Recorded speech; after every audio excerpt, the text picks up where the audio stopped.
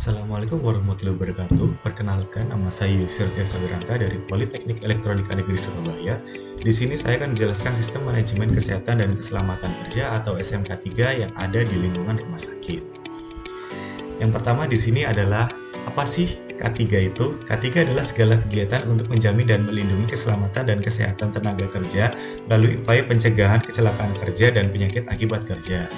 Hal ini diatur dalam Peraturan Pemerintah Nomor 50 Tahun 2012. Kesehatan dan keselamatan kerja atau K3 merupakan upaya kita untuk menciptakan lingkungan kerja yang sehat dan aman, sehingga dapat mengurangi probabilitas kecelakaan kerja atau penyakit akibat kelalaian yang mengakibatkan demotivasi dan defisiensi produktivitas kerja. Menurut Undang-Undang Pokok Kesehatan Republik Indonesia Nomor 9 Tahun 1960, Bab 1 Pasal 2, kesehatan kerja adalah suatu kondisi kesehatan yang bertujuan agar masyarakat pekerja memperoleh derajat kesehatan setinggi-tingginya, baik jasmani, rohani, maupun sosial, dengan usaha pencegahan dan pengobatan terhadap penyakit atau gangguan kesehatan yang disebabkan oleh pekerjaan dan lingkungan kerja maupun penyakit umum. Berdasarkan Undang-Undang Nomor 1 Tahun 1970 tentang keselamatan kerja, bahwa tujuan kesehatan dan keselamatan kerja yang berkaitan dengan mesin, peralatan, landasan tempat kerja, dan lingkungan tempat kerja adalah mencegah terjadinya kecelakaan dan sakit akibat kerja, memberikan perlindungan pada sumber-sumber produksi sehingga dapat meningkatkan efisiensi dan produktivitas. Hal ini tentu sangat penting mengingat apabila kesehatan pegawai buruk mengakibatkan turunnya capaian atau output serta demotivasi kerja. Lalu selanjutnya adalah pentingnya K3, mampu menjaga reputasi perusahaan. Jika perusahaan tidak memiliki tunjangan kesehatan dan keselamatan kerja yang terjamin, bisa saja suatu saat hal ini muncul di internet sebagai kekurangan perusahaan. Lalu, yang kedua adalah membuat karyawan lebih sadar dengan bahaya dan risiko di tempat kerja. Banyak sekali karyawan yang tidak peduli dengan bahaya dan risiko di tempatnya bekerja. Dengan lebih menekankan peraturan tentang keselamatan kerja, karyawan juga bisa lebih sadar akan hal ini. Sehingga hal ini dapat membantu perusahaan untuk mengurangi risiko kecelakaan kerja dan dapat memiliki langkah pencegahan yang lebih baik. Lalu selanjutnya adalah mengurangi stres yang dirasakan karyawan. Dengan mencanangkan budaya kesehatan dan keselamatan kerja, perusahaan juga harus menuntut pegawainya untuk lebih menjaga kesehatan dan mentalnya dong. Dengan demikian, jam kerja sudah diatur dan jadwal lembur tidak akan terlalu menyiksa karyawannya. Lalu selanjutnya adalah meningkatkan performa karyawan. Menurut analisis dan sebuah penelitian, kesehatan dan keselamatan kerja yang terjadi mampu meningkatkan performa karyawan. Karena ternyata tunjangan ini juga dapat meningkatkan lingkungan kerja menjadi lebih nyaman. Lalu selanjutnya adalah menurunkan angka kerugian perusahaan. Cara ini juga membuat kerugian yang harus ditanggung perusahaan menjadi menurun. Sebab, dengan adanya tunjangan dan pengetahuan mengenai kesehatan dan keselamatan kerja, kecelakaan menjadi lebih mungkin untuk dihindari dan dicegah. Selanjutnya adalah kebijakan penerapan K3 di lingkungan rumah sakit. Kebijakan pemerintah tentang rumah sakit di Indonesia meningkatkan akses, keterjangkauan, dan kualitas pelayanan kesehatan yang aman di rumah sakit. Perencanaan, pelaksanaan, monitoring, dan evaluasi K3 rumah sakit serta tindak lanjut yang merujuk pada SK Menteri Kesehatan Nomor 432 Menteri Kesehatan _SK_4 2007 tentang pedoman manajemen K3 di rumah sakit dan OHSAS 18001 tentang standar sistem manajemen K3. Lalu sistem manajemen K3 rumah sakit adalah bagian dari sistem manajemen rumah sakit. Rumah sakit kompetitif di era global. Tuntutan pengelolaan program K3 di rumah sakit atau K3RS semakin tinggi karena pekerja, pengunjung, pasien, dan masyarakat sekitar rumah sakit ingin mendapatkan perlindungan dari gangguan kesehatan dan kecelakaan kerja, baik sebagai dampak proses kegiatan pemberian pelayanan maupun karena kondisi sarana dan prasarana yang ada di rumah sakit yang tidak memenuhi standar. Lalu selanjutnya adalah apa sih dasar hukum penerapan K3 di rumah sakit? Yang pertama adalah Undang-Undang Nomor 1 Tahun 1970 tentang keselamatan kerja. Undang-undang ini adalah undang-undang yang mengatur tentang keselamatan kerja dalam segala tempat kerja, baik di darat, di dalam tanah, di permukaan air, di dalam air, maupun di udara, yang berada di dalam wilayah kekuasaan hukum Republik Indonesia. Lalu ada Undang-Undang Nomor 36 Tahun 2009, yang isinya adalah setiap orang berkewajiban ikut mewujudkan, mempertahankan, dan meningkatkan derajat kesehatan masyarakat yang setinggi-tingginya. Setiap orang berkewajiban menghormati hak orang lain dalam upaya memperoleh lingkungan yang sehat, baik fisik, biologi, maupun sosial. Lalu selanjutnya adalah Undang-Undang Nomor 44 Tahun 2009 tentang rumah sakit berisi akreditasi rumah sakit dan syarat fisik rumah sakit. Lalu ada Permenaker Nomor 5 1996 tentang SMK 3. Salah satu pertimbangannya bahwa terjadinya kecelakaan di tempat kerja sebagian besar disebabkan oleh faktor manusia dan sebagian kecil disebabkan oleh faktor teknis. Lalu selanjutnya adalah Permenkes nomor 432/14/SK/4/2007 tentang pedoman manajemen K3 rumah sakit. Salah satu pertimbangannya bahwa dalam kegiatan rumah sakit berpotensi menimbulkan bahaya fisik, kimia, biologi, ergonomik, dan psikososial yang dapat membahayakan kesehatan dan keselamatan baik terhadap pekerja, pasien, pengunjung, maupun masyarakat di lingkungan rumah sakit. Lalu selanjutnya adalah Peraturan Menteri Kesehatan nomor 432/SK/8/2010 tentang standar K3 di rumah sakit.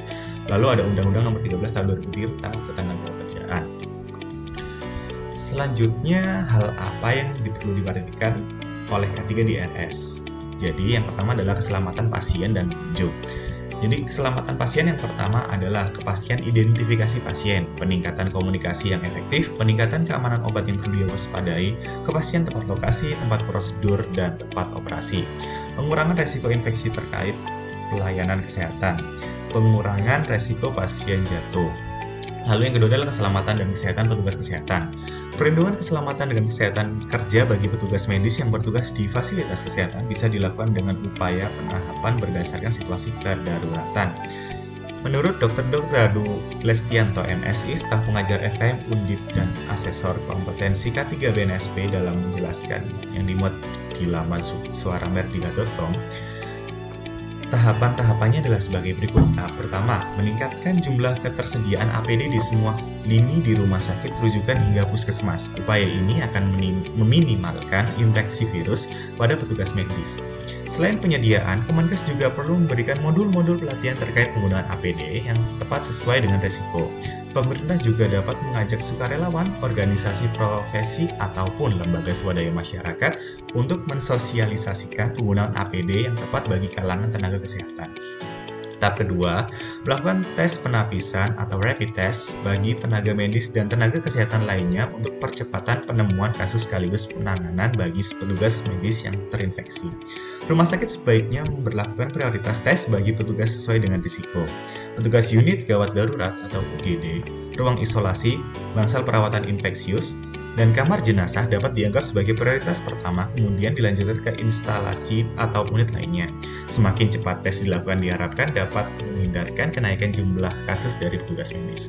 Tahap ketiga, pengendalian secara administratif, yaitu pemberlakuan protokol isolasi mandiri bagi petugas medis yang masuk kriteria berisiko, disertai dengan protokol pembatasan waktu kontak dengan pasien berisiko bagi petugas medis yang bertugas di lini terdepan.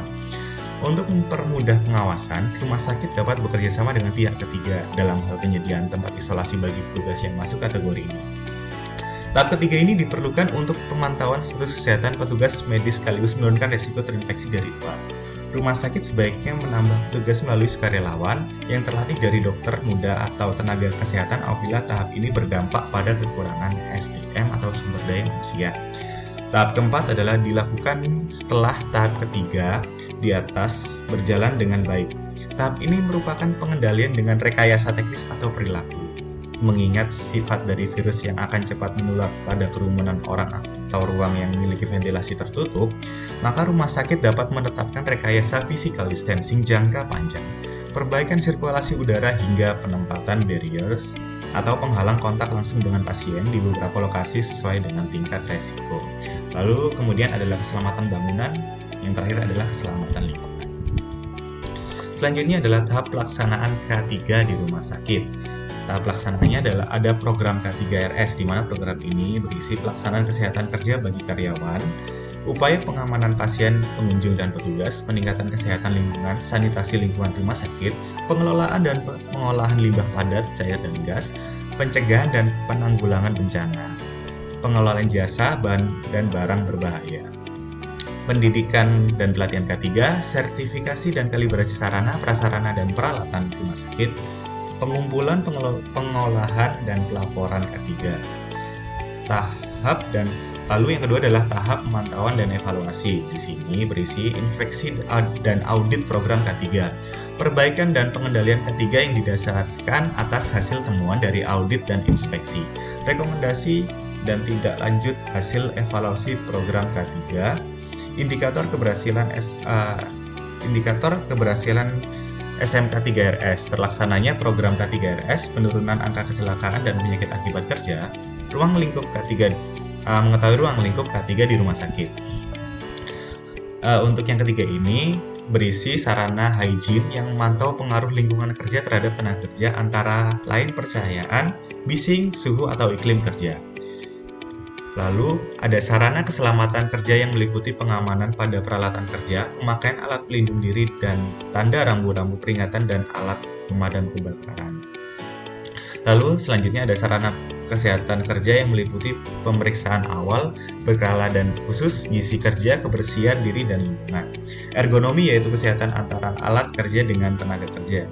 Lalu menanggulangi sumber stres di rumah sakit. Jadi penanggulangan sumber stres di rumah sakit ini adalah beban kerja yang terlalu berat. Sumbernya adalah beban kerja yang terlalu berat, konflik dan ketidakjelasan peran, kurang supervisi dan pengarahan, bekerja di daerah yang asing, suara yang gaduh, kurang berperan, kurang penghargaan, kerja bergilir. Lalu pajanan terhadap toksikan, pasien infeksius, ketidakpastian. Lalu ada yang terakhir adalah mempelajari keadaan darurat di rumah sakit. Keadaan darurat adalah setiap kejadian yang dapat menimbulkan gangguan terhadap kelancaran operasi atau kegiatan di lingkungan rumah sakit. Contohnya adalah kebakaran, kecelakaan seperti terpeleset atau tertusuk benda tajam, gangguan tenaga kerja seperti gangguan listrik atau gangguan air, gangguan keamanan, contoh huru-hara, demonstrasi atau pencurian, bencana alam, contohnya gempa bumi, angin topan atau banjir, keadaan darurat di ruangan, contohnya bedah ICU, atau contoh gagal jantung atau gagal napas. Kemudian adalah potensi bahaya yang ada di rumah sakit. Yang pertama adalah potensi bahaya fisik, yaitu ada bising, getaran, debu, panas, dan radiasi.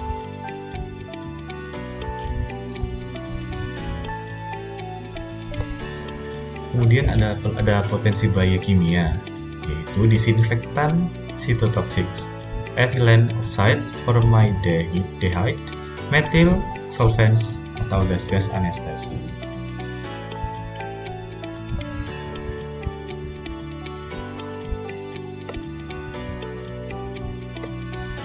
Demikianlah penjelasan sistem manajemen keselamatan dan kesehatan kerja yang ada di rumah sakit. Saya Yusila Iswaranta mengucapkan terima kasih dan mohon maaf apabila ada kesalahan kata. Sampai jumpa.